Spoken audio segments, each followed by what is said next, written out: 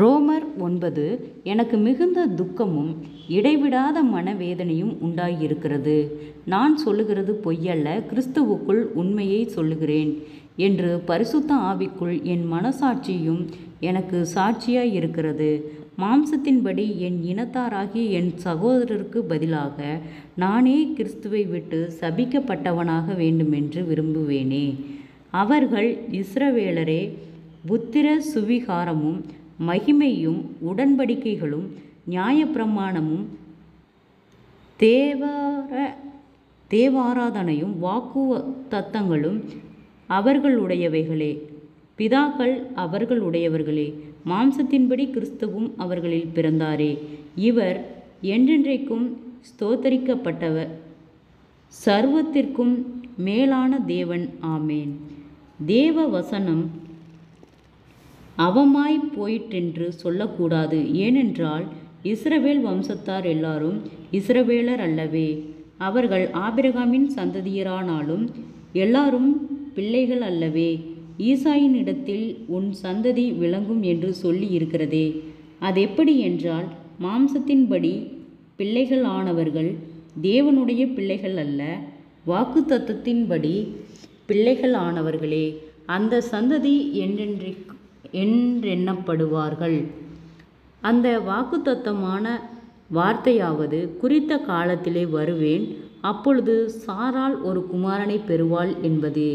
இதுவும் அல்லாமல் நம்முடைய பிதாவாகிய ஈசாக்கு என்னும் ஒருவனாலே ரெபேக்காள் கர்ப்பவதி ஆனபோது பிள்ளைகள் இன்னும் பிறவாமலும் நல்வினை தீவினை ஒன்றும் செய்யாமலும் இருக்கையில், தேவனுடைய தெரிந்து கொள்ளுதலின்படி இருக்கிற அவருடைய தீர்மானம் கிரியைகளினாலே நிலை நிற்காமல் அழைக்கிறவராலே நிலை நிற்கும்படிக்கு மூத்தவன் இளையவனுக்கு ஊழியஞ் செய்வான் என்று அவளுடனே சொல்லப்பட்டது. அப்படியே யாக்கோபை சிநேகித்து ஏசாவை வெறுத்தேன் என்று எழுதியிருக்கிறது. ஆகையால் நாம் என்ன சொல்லுவோம்? தேவனிடத்தில் அநீதி உண்டென்று சொல்லலாமா? சொல்லக்கூடாதே. அவர் மோசேயை நோக்கி, எவன்மேல் இரக்கமாயிருக்க சித்தமாயிருப்பேனோ அவன்மேல் இரக்கமாயிருப்பேன், எவன்மேல் உருக்கமாயிருக்க சித்தமாயிருப்பேனோ அவன்மேல் உருக்கமாயிருப்பேன் என்றார். ஆகையால் விரும்புகிறவனாலும் அல்ல, ஓடுகிறவனாலும் அல்ல, இறங்குகிற தேவனாலேயாம்.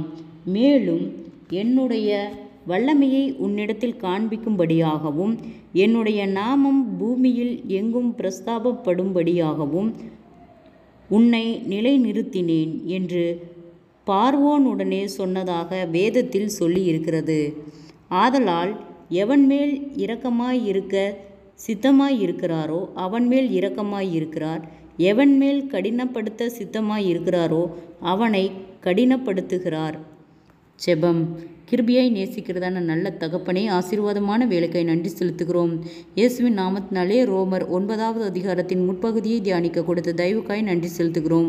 உம்முடைய சித்தத்தின்படி நீர் எங்களை வழிநடத்தும்படியாய் நாங்கள் ஜெபிக்கிறோம். இயேசுவின் நாமத்தினாலே ஒவ்வொருவரும் கையிட்டு செய்கிற வேலைகள், போகிற வருகிற பிரயாணங்கள், அவர்களுடைய தேவைகள் யாவையும் கர்த்தர் சந்தித்து பாதுகாத்து வழிநடத்தும்படியாய் ஜெபிக்கிறோம். ஒவ்வொருவரும் கையிட்டு செய்கிற எல்லா வேலைகளிலும் கர்த்தாவே நீர் ஒரு ஆசீர்வாத மழையை கட்டளையிடும்படியாய் நாங்கள் ஜெபிக்கிறோம். கடன் பாரத்தோடு இருக்கிற ஒவ்வொருவருக்காய் நாங்கள் ஜெபிக்கிறோம். அற்புத சுக பலன் ஆரோக்கியத்தையும் நீ கட்டளையிடும். கடன் பாரத்திலிருந்து விடுதலை கொடும் ஆண்டவரே. வீண் செலவுகளுக்கும் வீண் பிரயாணங்களுக்கும் நீர் விலைக்கு பாதுகாத்து கொள்ளும். விசேஷித்த ஞானத்தையும் தெளிந்த புத்தியும் கர்த்தாவே நீர் கட்டளையிடும். முன்னோருடைய சாப கட்டுகளுக்கு நீர் எங்களை விலைக்கு பாதுகாத்து கொள்ளும். தடுமாற்றங்கள், வீண் பயங்கள், மன அழுத்தங்கள், பாரங்கள் யாவும் விலகட்டும் இயேசுவின் நாமத்தினாலே. உற்சாகத்தின் ஆவியினால நிரப்பும் ஆண்டவரே. பலவீனம் எல்லாம் கிறிஸ்து இயேசுக்குள் பலப்படும்படியாய் நாங்கள் ஜெபிக்கிறோம் ஆண்டவரே. இம்மட்டும் உதவின எபினேசரே, இனிமேலும் நீர் எங்களுக்கு உதவ போதுமானவராய் இருக்கிறீர் ஆண்டவரே. அன்னன்றைக்கு தேவைகளை கர்த்தாவே நீ சந்தியும் பொறுப்பெடுத்துக் கொள்ளும், வழி நடத்தும். எந்த இடத்திலும் வெட்கப்பட்டு போகாதபடிக்கு கர்த்தாவே நீர் எங்களை ஆளுகை செய்யும். அற்புதங்களையும் அதிசயங்களையும் ஆச்சரியமாய் காணும்படி செய்யும். நீரே பொறுப்பெடுத்துக் கொள்ளும், ஆளுகை செய்யும். இயேசுவின் மூலம் ஜெபங்கேளும் பிதாவே. ஆமேன்.